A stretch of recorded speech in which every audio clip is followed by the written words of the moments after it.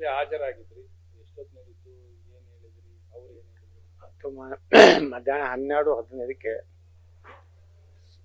ನಮ್ಮ ಅಧ್ಯಕ್ಷರು ಏನಿದ್ದಾರೆ ಅವ್ನು ಭೇಟಿಯಾಗಿದ್ದೆ. ಎಲ್ಲ ವಿವರಣೆಗಳನ್ನು ಸುಮಾರು 1 ಗಂಟೆ 15 ನಿಮಿಷ ನಾನು ಸವಿಸ್ತಾರವಾಗಿ ಎಲ್ಲ ಹೇಳಿದ್ದೇನೆ.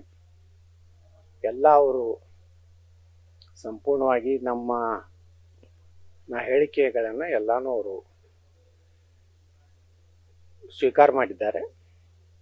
ಮುಂದಿನ ವಿಚಾರವನ್ನು ತಿಳಿಸ್ತೀನಿ ಅಂತ ಹೇಳಿದ್ದಾರೆ. ಏನು ಉತ್ತರ ಮುಂಜಾನೆ ಹೇಳಿಬಿಟ್ಟಿನ ರವೆ ಉತ್ತರಗಳು ಇಲ್ಲ, ಎಲ್ಲ ಅಂಶಗಳು ಮುಂಜಾನೆ ಹೇಳಿನಿ. ಈಗ ಎಲ್ಲ ಇಲ್ಲಿ ಹೇಳಿದ್ದೇನೆ, ಅಲ್ಲಿ ಹೇಳಿದ್ದೀನಿ, ಇನ್ನಷ್ಟು ವಿವರವಾಗಿ ಹೇಳಿದ್ದೀನಿ. ಅವರೆಲ್ಲರೂ ಶಿಸ್ತು ಸಮಿತಿ ವತಿಯಿಂದ ರಾಷ್ಟ್ರೀಯ ಅಧ್ಯಕ್ಷರಿಗೆ ಅದನ್ನು ಗಮನಕ್ಕೆ ತೆಗೆದುಕೊಂಡು ಬರ್ತೀನಿ ಅಂತ ಹೇಳಿದ್ದಾರೆ. ಹೌದು, ಅಂದ್ರೆ ಅವರು ನಿಮಗೆ ಅಂದ್ರೆ ಸ್ಪಂದನೆ ಆಗಿತ್ತು. ಯಾಕಂದ್ರೆ ನಿಮ್ಮ ಅಸಮಾಧಾನವನ್ನ ಒತ್ಕೊಂಡು ನೀವು ಹೋಗಿದ್ದ ಅವ್ರ ಮುಂದೆ ಶೋಕಾಸ್ ಸ್ವರೂಪದಲ್ಲಿ ಅವರ ಸ್ಪಂದನೆ ಆಗಿತ್ತು. ಅವ್ರ ಸ್ಪಂದನೆ ಪಕ್ಷದ ಹಿತದೃಷ್ಟಿಯಿಂದ ಏನೇನು ಆಗ್ಬೇಕು, ಯಾವ ರೀತಿ ಮುಂದಿನ ದಿವಸಗಳಲ್ಲಿ ವಕಫ್ ಹೋರಾಟ ಏನು ಮಾಡ್ತಾ ಇದ್ದೀವಿ ಅದ್ರ ಬಗ್ಗೆ ಪ್ರಶಂಸೆ ವ್ಯಕ್ತಪಡಿಸಿದ್ರು. ಈ ಹಿಂದುತ್ವ ವಕಫ್ ಕಾಂಗ್ರೆಸ್ ವಿರುದ್ಧ ತಮ್ಮ ಹೋರಾಟ ಮುಂದುವರಿಸಿರುತ್ತೆ. ಇದೇ ರೀತಿ ರೀ, ಮತ್ತೆ ಯಾವ ರೀತಿ ರೀ?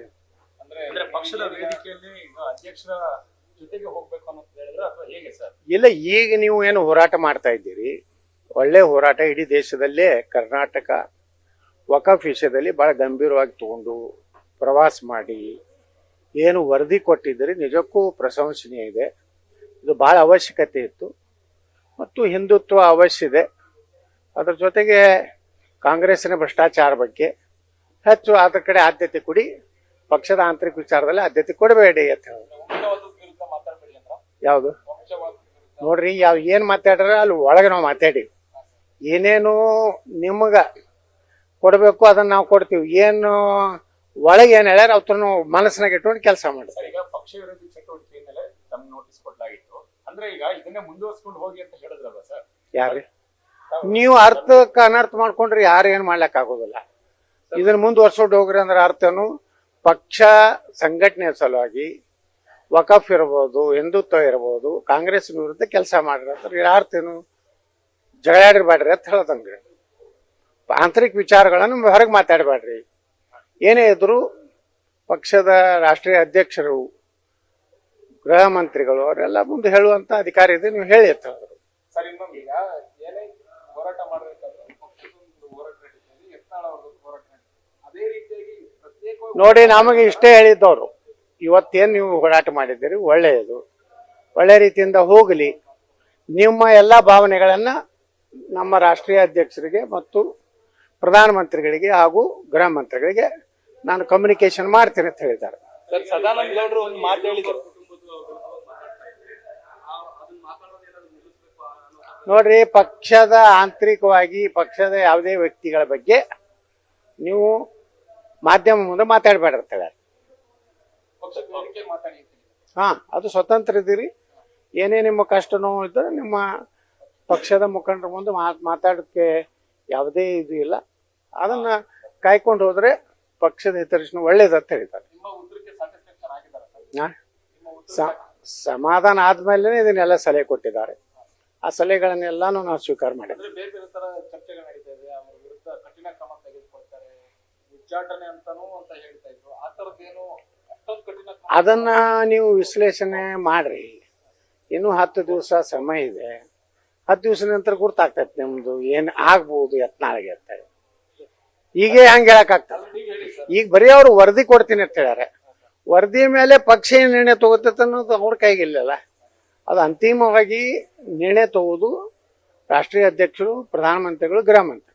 ಸರ್, ಈಗ ಶಿವಮೊಗ್ಗದಲ್ಲಿ ಯಡಿಯೂರಪ್ಪನವರು ಒಂದು ಹೇಳಿಕೆಯನ್ನು ಕೊಟ್ಟಿದ್ದಾರೆ. ಯತ್ನಾಳ್ ಅವರು ಬೇರೆಯವರಲ್ಲ, ಅವರು ಯಾವ್ದೋ ಆಕ್ರೋಶದಲ್ಲಿ ಈ ರೀತಿಯಾಗಿ ಮಾತನಾಡ್ತಿದ್ದಾರೆ, ಅವರು ನಮ್ಮವರೇ, ನಮ್ಮ ಪಕ್ಷದವರೇ ಅಂತ ಇವತ್ತು ಹೇಳಿದ್ದಾರೆ. ಸರ್, ಒಳ್ಳೆಯದು, ಸ್ವಾಗತ ಮಾಡ್ತೇನೆ. ಸರ್, ಸದಾನಂದ ಗೌಡರು ಸ್ಟೇಟ್ಮೆಂಟ್ ಮಾಡಿದ್ದಾರೆ, ನೀವು ಪ್ರತ್ಯೇಕವಾಗಿ ಕೊಟ್ಟಿರೋದಕ್ಕೆ ಅವರು ಅಸಮಾಧಾನ ವ್ಯಕ್ತಪಡಿಸಿದ್ದಾರೆ. ಇದೊಂಥರ ಬಯಲಾಟ ಆಯ್ತು. ಒಂದ್ ಟೀಮ್ ಇವತ್ತು, ಇನ್ನೊಂದ್ ಟೀಮ್ ನಾಳೆ ಅನ್ನೋಂಥದ್ದು ಅಭಿಪ್ರಾಯ ಅದು ನೋಡ್ರಿ ಸದಾನಂದ ಗೌಡ್ರು ಏನ್ ಹೇಳ್ಯಾರ ಅನ್ನೋದು ನನಗೆ ಗೊತ್ತಿಲ್ಲ, ಅವ್ರು ಯಾರನ್ನ ಉದ್ದೇಶಿಸಿ ಹೇಳ್ಯಾರ ಅನ್ನೋದು ನನಗೆ ಗೊತ್ತಿಲ್ಲ. ಅಲ್ಲ ಪ್ರತ್ಯೇಕ ನಾನು ಅದನ್ನ ನಿಮ್ಮ ಮಾಧ್ಯಮಗಳಲ್ಲಿ ನೋಡಿದ ಮ್ಯಾಗ ಪ್ರತಿಕ್ರಿಯೆ ಕೊಡ್ತೇನೆ. ಅಲ್ಲ ಅದೇ ಪ್ರತ್ಯೇಕ ವರದಿ ನೀವು ಕೊಟ್ಟಿರೋದಕ್ಕೆ ಅಂದ್ರೆ ನೀವು ಮತ್ತೆ ನಿಮ್ಮ ತಂಡ ನೀವು ಹಂಗಂದ್ರೆ ನೀವು ಹಂಗ ಅನ್ಸಿರ್ಬಹುದು. ಇದೇ ನಮಗೆ ಶಬಾಷ್ಗಿರಿ ಕೊಟ್ಟಿದ್ದಾರೆ ಏನು, ಅಲ್ಲ ಬಹಳ ಒಳ್ಳೆ ವರದಿ ಕೊಟ್ಟಾರ ಅವ್ರ ಮನಸ್ಸನಾಗಿದ್ರೆ. ಅವ್ರು ಹೇಳಿರೋದು ಇದು ಒಂಥರ ಬಯಲಾಟದ ತರ ಆದಂಗಿದೆ, ಒಂದಿನ ಆ ಟೀಮ್ ಕೊಡುತ್ತೆ ಇನ್ನೊಂದಿನ ಈ ಟೀಮ್ ಕೊಡುತ್ತೆ ಅಂತ. ಕೊಡ್ಲಕ್ ನೋಡ್ರಿ, ಸಾರ್ವಜನಿಕ ವಿಚಾರಗಳು, ಸಾರ್ವಜನಿಕ ಹೋರಾಟ ಯಾರೇ ಮಾಡ್ಲಿ, ಯಾರ್ದು ವರದಿ ಸರಿ ಇದೆ, ಹೆಚ್ಚು ಮಾಹಿತಿ ಯಾರು ಕಲೆಕ್ಟ್ ಮಾಡ್ತಾರೆ, ಅದರಲ್ಲಿನೂ ನಮ್ಮಲ್ಲಿನೂ ಪ್ಲಸ್ ಇರ್ಬೋದು ಮೈನಸ್ ಇರ್ಬೋದು. ಅವ್ರ ಬಳಿ ಪ್ಲಸ್ ಇರ್ಬೋದು, ಯಾರು ಕೊಟ್ಟರು ಒಂದು ದೇಶದ ಹಿತದೃಷ್ಟಿಯಿಂದ, ರೈತರು ಮಠಮಾನ್ಯಗಳ ಹಿತದೃಷ್ಟಿ ಕೊಟ್ಟಿರ್ತಾರೆ. ಅದರ ಬಗ್ಗೆ ಅವ್ರದ್ದು ಹೆಚ್ಚು ಭಾಳ ಪರಿಣಾಮಕಾರಿ ವರದಿ ಇತ್ತು ಅಂತ ನಾ ಹೇಳೋದಿಲ್ಲ. ಅದನ್ನು ಜಾಯಿಂಟ್ ಪಾರ್ಲಿಮೆಂಟ್ರಿ ಕಮಿಟಿ ಅವರು ಯಾವ ಈಗೇನಾಗಿದೆ, ಇವತ್ತು ನಮ್ಮ ಟೀಮು ಪಾರ್ಲಿಮೆಂಟ್ನಲ್ಲಿ ಸಮಗ್ರವಾದಂಥ ವರದಿ ತಗೊಂಡು ಜಾಯಿಂಟ್ ಏನು ಸೆಕ್ರೆಟರಿ ಇದ್ದಾರೆ ಆ ಒಂದು ಸಮಿತಿದು ಅವ್ರು ಬಲ್ಲಿ ಹೋದಾಗ ಆ ಅಧಿಕಾರಿನ ಹೇಳಿದ್ರು, IAS ಅಧಿಕಾರಿ ಏನಂದ್ರೆ, ಇಷ್ಟು ಮಾಹಿತಿ ನಮ್ಮಲ್ಲಿ ಇರಲಿಲ್ಲ. ವಕಫ್ ಅಂದ್ರೆ ಇಷ್ಟೊಂದು ದೊಡ್ಡ ಒಂದು ಕ್ಯಾನ್ಸರ್ ಅನ್ನುವಂಥದ್ದು ಗೊತ್ತಿರಲಿಲ್ಲ ನಮಗೆ. ಯಾರು ಇಷ್ಟು ಏನು ಪೂರ್ತಿ ಅಂಕಿ ಅಂಶಗಳು ಮತ್ತು ಆ ರೈತ ಮಠದ ಒಳಗೆ ಹೋಗಿ ಯಾವ ರೀತಿಯಾಗಿ ವಕಫ್ ಅಂತ ಹೇಳಿ ಸೇರಿಸಿದ ಅನ್ನೋದ್ರ ಬಗ್ಗೆ ಮಾಹಿತಿ ಇರಲಿಲ್ಲ. ಭಾಳ ಒಳ್ಳೆಯ ಒಂದು ಮಾಹಿತಿ ಕೊಟ್ಟಿದ್ದಾರೆ. ಈಗ ನಾವು ಇಲ್ಲಿ ಊಟ ಕೂಡಿದ್ದೀವಿ, ಕೂಡಿದಾಗ ನಮ್ಮ PC ಮೋಹನು ಮತ್ತು ನಮ್ಮ ಇವರು ಪ್ರತಾಪ್ ಸಿಂಗ್ ಹೇಳಿದ್ರು, ಭಾಳ ಅದ್ಭುತವಾದಂಥ ಕೆಲವೊಂದು ಮಾಹಿತಿಯನ್ನು ಕೊಟ್ಟಿದ್ದೀರಿ. ಅಷ್ಟೇ ಅಲ್ಲ, ನಿನ್ನೇನು ಸಹ ನಮ್ಮ ಜಾಯಿಂಟ್ ಪಾರ್ಲಿಮೆಂಟರಿ ಕಮಿಟಿ ಚೇರ್ಮನ್ ಹೇಳಿದ್ರು, ನೀವು ಭಾಳ ಒಳ್ಳೆಯ ಇದನ್ನು ಮಾಡಿರಿ, ಎಕ್ಸರ್ಸೈಸ್ ಮಾಡಿರಿ, ಯಾವ ರಾಜ್ಯದಲ್ಲಿಯೂ ಮಾಡಿಲ್ಲ, ಫಸ್ಟ್ ನೀವು ಇಡೀ ದೇಶದಲ್ಲಿ ಅಂತಂದು ಹೇಳಿದ್ದಾರೆ. ನೋಡಿ, ಯಾರ್ದು ಒಳ್ಳೇದಿದೆ ಅನ್ನೋದು ನಿರ್ಣಯ ಮಾಡೋದು ಜಾಯಿಂಟ್ ಪಾರ್ಲಿಮೆಂಟ್ ಕಮಿಟಿ ಅವರು. ಅದಕ್ಕೆ ನಾವು ವರದಿ ಏನು ಕೊಟ್ಟಿದ್ದು ನಮಗೆ ಭಾಳ ಖುಷಿಯಾಗಿದ್ದಂದ್ರೆ, ನಮ್ಮ ಪಕ್ಷ ಆಗಲಿ, ನಮ್ಮ ಜಾಯಿಂಟ್ ಪಾರ್ಲಿಮೆಂಟ್ ಕಮಿಟಿ ಚೇರ್ಮನ್ರಾಗಲಿ, ಎಲ್ಲರೂ ಭಾಳ ಮತ್ತು ಅಧಿಕಾರಿಗಳು ಅವ್ರಿಗೆ ಮಾಹಿತಿ ಕೊಟ್ಟು ಕೆಲಸ ಮಾಡಿದ್ವಿ. ಒಟ್ಟಾರೆ ಏನು ನಾವು 3-4 ದಿವಸದಿಂದ ದೆಹಲಿಯಲ್ಲಿ ಬೀಡು ಬಿಟ್ಟು ನಮ್ಮೆಲ್ಲ ಟೀಮು ಒಳ್ಳೆ ರೀತಿಯಿಂದ ಕೆಲಸ ಮಾಡಿದ ಪರಿಣಾಮವಾಗಿ ಬಹಳ ಒಳ್ಳೆಯ ಒಂದು ಫಲಿತಾಂಶ ಬಂದಿದೆ. ಹಾಗೆ ಶಾಂತ ಸ್ವಭಾವ ಆಗತ್ತೆ ಹೇಳಿದ್ದಾರೆ. ನಿಮ್ಗೆ ಒಳ್ಳೆಯ ಭವಿಷ್ಯ ಇದೆ, ಅದಕ್ಕೆ ಶಾಂತ ಇದ್ರೆ ಬರೀ ಇಶ್ಯೂ ಬೇಸ್ಡ್ ಮಾತಾಡಿರ್ತಾರೆ.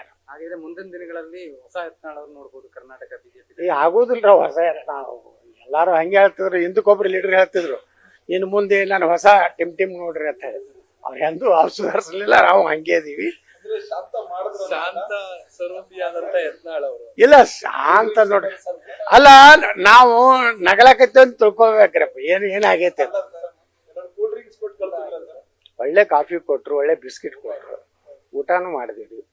ಒಳ್ಳೆ ಊಟ ಮಾಡಿಸಿದ್ರು PC ಮೋಹನ್ ಅವರು. ಎಲ್ಲರೂ ನಮ್ಮ ಕಮಿಟಿಯವರು ಊಟ ಮಾಡಿ ಈಗ ಕೆಲವೊಂದು ಮಂದಿ ವಾಪಸ್ ಹೊರಟ್ರು.